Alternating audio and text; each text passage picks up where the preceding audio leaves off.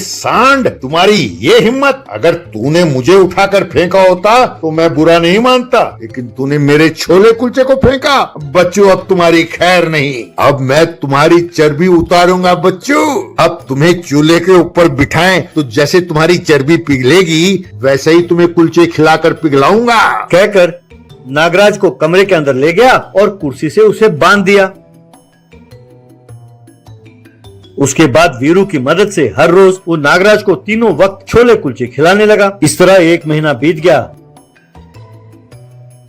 नागराज बिल्कुल दुबला पतला हो गया। एक दिन भुवन का असिस्टेंट कुलचे लेकर आ रहा था तो उसे देखकर नागराज, अरे कमीनो, मुझे तुम लोग यूं क्यों सता रहे हो? मेरा सारा चर्बी पिघल गया भैया।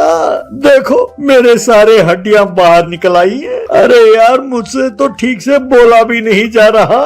तब वो असिस्टेंट, भाई साहब, हमारे भुवन भाई साहब का आप पर गुस्सा कम हो गया है, आपको छोड़ दिया है। लेकिन ये कुलचे जानते हैं आप कौन भेज रहा है? आपने जिन लोगों से एडवांस पैसे दिए थे ना, वो लोग भेज रहे हैं। आप जानते हैं, यूं आपको कुलचे खिला खिला कर मार डालने का षड्यंत्र रचा है उन लोगों ने मिलकर। आपको देखकर मुझे आप पर बहुत तरस आ रहा है भाई साहब। और हाँ भाई साहब, आप जानते हैं कि कहीं आप घर से भाग ना जाएं, इसका ध्यान रखने के लिए उन्होंने 4 मुस्टंडों को रखा है यहाँ पर आपकी निगरानी के लिए। नागराज, इसका मतलब ये है कि मुझे मारने का पूरा प्लान बना लिया इन लोगों ने। भैया भैया, उनसे कहो ऐसे ना करें, उनसे कहो मैं उनका काम करके दे दूंगा। यूं कहते ही उस लड़के ने नागराज के रस्सी खोला।